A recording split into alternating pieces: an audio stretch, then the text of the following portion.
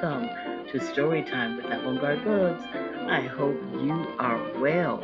Today I will be reading Bill Pickett, Rodeo-ridin Cowboy. This book was written by Andrea D. Pinkney and it was illustrated by Brian Pinkney.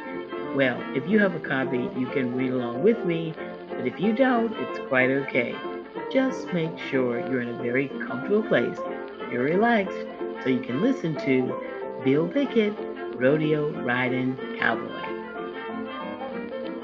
Long before Bill Pickett was born, a wagon train traveled west, all the way from South Carolina.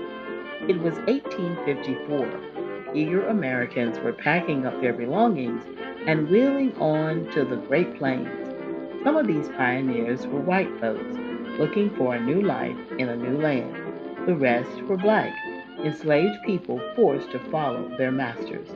The men, women, and children loaded everything they owned into those covered wagons, croaker sacks, homespun duds, and bedclothes bundled tight. To pass the time on the slow, steady track, the Southerners sang traveling songs. Westward ho, where he's getting good, to the land of opportunity. Westward ho, gotta stake my claim. On to Texas, the Lone Star State. During the long journey, a baby was born. His name was Thomas Jefferson Pickett. He was a free-spirited youngin', but he wasn't free. Born into slavery, he had to wait when his master said wait, work when his master said work, sleep when his master said sleep. On the Texas plains, Thomas grew up learning to brand cattle and swing a lariat. He and his family worked for the white folks, helping them tame the parched soil into prospering feed crops. Then the Civil War ravaged the United States, and when the war ended, all enslaved people were declared free as the bluebonnet blossoms that covered the Texas prairie. Thomas married a woman named Mary Virginia Elizabeth Gilbert. They settled with other freed slaves at Jinks Branch, a small community just north of Austin, Texas.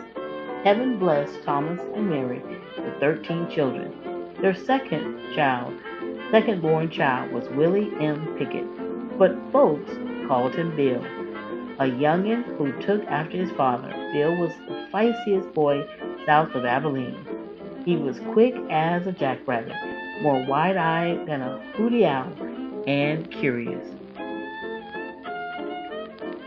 Bill's parents now owned a small plot of land where they raised chickens and pigs and grew sweet corn, tomatoes, and collards.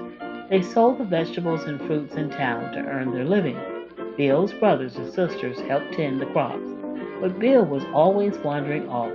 Most days he straddled the rickety coral gate to watch cattle drives tramp along the Chisholm Trail, a gritty stretch of road that snaked from the Rio Grande to the heart of Kansas. Bill watched as the cowboys drove thousands of ornery longhorn steers past his parents' farm to stockyards in Kansas. Each trail crew had a trail boss, a cook, and a slew of cowboys. Bill always offered them a friendly "how do." Some cowboys tipped their hats to signal hello, but they hardly ever stopped, and behind them they left hoof-beaten dirt and the smell of adventure.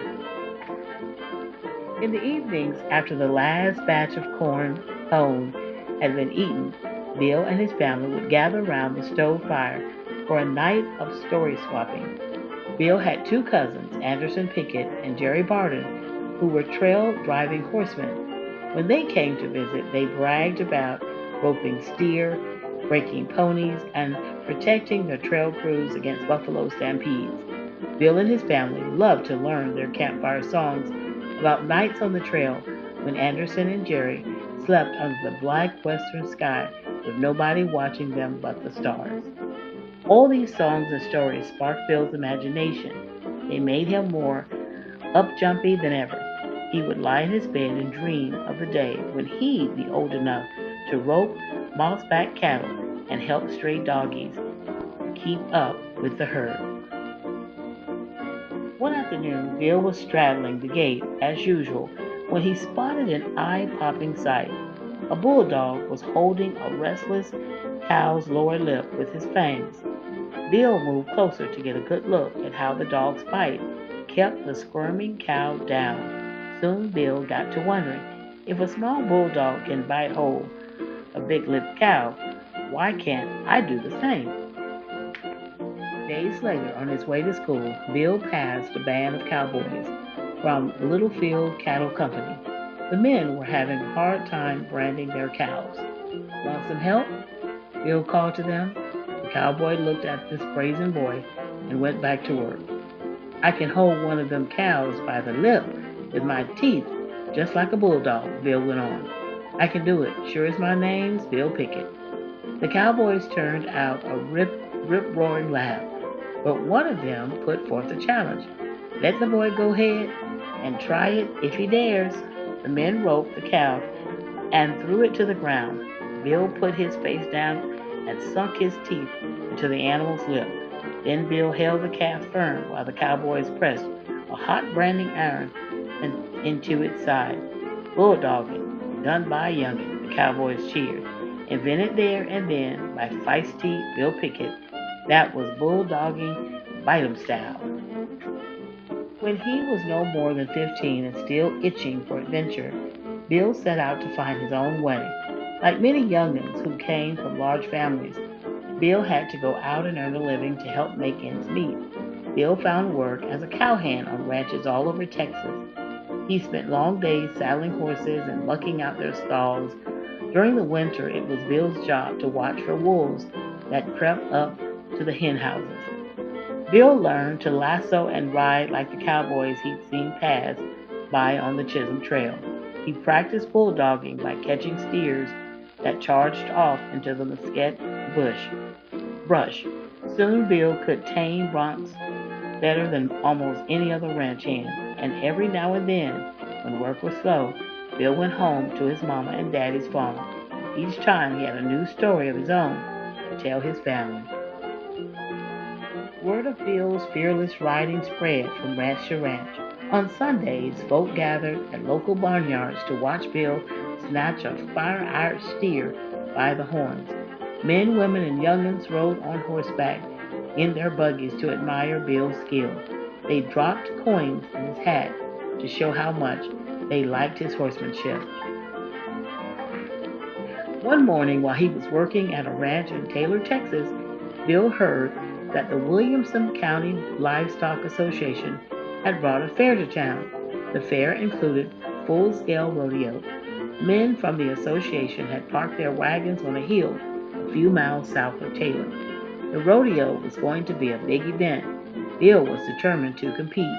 For the first time, Bill performed his bulldogging stunt before a large rodeo crowd. As the steer thundered into the arena, Bill jumped from the back of his horse and grabbed it by its horns. Then, before the beast knew what was coming, Bill dug his teeth into the animal's tender upper lip. He raised his hands in victory as the grisly critter went down without a fight. Somebody let out a holler. Hoi! Hoi! Ow! All the folks watching the rodeo clapped and stomped. He throwed that beast but good. That cowboy's brave cleared down to his gizzards. Hot diggity dewlap. After that, Bill bulldogged at rodeos throughout the West. When he wasn't bulldogging, for show, he still worked on ranches to make ends meet. But stories about Bill's rodeo riding kept on keeping on. From Texas to Arkansas to Oklahoma to Kansas to Colorado and on up through the hills of Wyoming. Now everybody wanted to see Bill perform his special bulldogging feat. 2 years later, in 1890, Bill married Maggie Turner. Bill and Maggie made Taylor, Texas their home, and together they birthed 2 boys and 7 girls. Sometimes Maggie and the youngins came to watch Bill perform when he bulldogged at rodeos near their small farm. They cheered the loudest of all. Finally, Bill decided to trade ranch work for rodeo. At first, it wasn't easy. He had to leave Maggie and his children for weeks at a time. and some rodeos turned Bill away. Many rodeo owners believed black cowboys should ride with their own kind, but the newspapers didn't seem to care if Bill was black or white. Bill's bulldogging was news. The Wyoming Tribune and the Denver Post printed stories about the wild riding South Texas brush popper who could tackle a steer with his bare hands and his bite. Slowly, Bill began to earn his living as a bulldogger. Whenever Bill came home after time on the road, he would sit his family down and let loose his tales of the rodeo. He told Maggie and their children how everywhere he went, folks called him Dusty Demon on account of the dusty dirt cloud that billowed behind him whenever he performed his fearless riding. All his young'uns listened close, the same way their daddy had done to his cousin's story when he was a boy. In 1905, when Bill was performing in the Texas Fort Worth Fat Stock Show, he was taken by surprise. After the rodeo, a fine talking man named Zach Miller approached Bill and shook his hand. Zach Miller and his brothers, Joe and George, owned one of the biggest ranches in the West. Their 101 ranch spread over 3 towns, White Eagle, Red Rock, and Bliss in Oklahoma. The Miller brothers also owned the traveling Wild West show, a spectacle greater than the small-time rodeos where Bill usually performed. In the 101 Ranch Wild West show had 90 cowboys and cowgirls, 300 animals, and 16 acts. The Millers' show was famous, but to make it the best, they had to have a cowboy who could draw crowds and keep folks yip-yapping for more. The Millers had heard about Bill Picket. After seeing Bill perform that day, Zach knew Bill was just the cowboy they needed. He asked Bill to join the 101 Ranch Wild West show. He even told Bill that Maggie and their children would be welcome to live at the 101 Ranch while Bill traveled. Bill didn't have to think twice. Zach's offer was the best he'd ever got. It wasn't long before Bill and his show horse, Spratley, became the 101 star attraction. Soon Bill began to take his bulldogging to the far corners of the world. Crowds stood up and cheered when Bill bulldogged at Madison Square Garden in New York City. In Mexico City, townspeople filled the stands at El Toro, the national bull ring, to watch the Dusty Demon face a fighting bull that was meaner than 10 bulls in one. Bill bulldogged in Canada and in South America too, and in 1914 he performed in England for King George V and Queen Mary. Bill's bulldog act helped turn the 101 Ranch Wild West show into a highfalutin wonder. Even more important, Bill helped make rodeo one of the best-loved sports of his time. After years of bulldogging with the 101 show, Bill decided to give traveling a rest. He wanted to spend more time with Maggie and their children, so he returned to the 101 Ranch where he lived and worked as a cowhand. To keep his skills strong, he bulldogged in rodeos closer to home. Bulldogging lived on after Bill died in 1932, but nobody could snatch a steer the way Bill did. When Bill's children were grown, they gathered up their own young'uns and told them about their grandfather, Bill Picket, the feisty cowboy-child from south of Abilene who grew up to be the Dusty Demon. More about black cowboys. America's history is rich with heroes. Cowboys, the men who tamed the Wild West during the 1800s, are perhaps the most celebrated of all American legends. Nearly 35,000 cowboys drove cattle when the Old West was in its prime. About 1 in 4 of these pioneers were African American. While many enslaved black people migrated west with their masters before the Civil War, others came after the war ended in 1865 to take advantage of the work opportunities they hoped would come with their newly gained freedom. With their families, these courageous people sometimes built self-sufficient all-black towns. They became cavalrymen, trail bosses, barbers, trappers, nurses, state legislators, and cowboys. When black men and women arrived on the West Plains, they brought with them their own tradition of working with livestock and tending the land. Under the lash of slavery, they had cultivated the skills of branding cattle and rounding up and taming horses. They'd worked long hours in plantation fields and had made an art of growing crops from seed to stalk under the harshest conditions.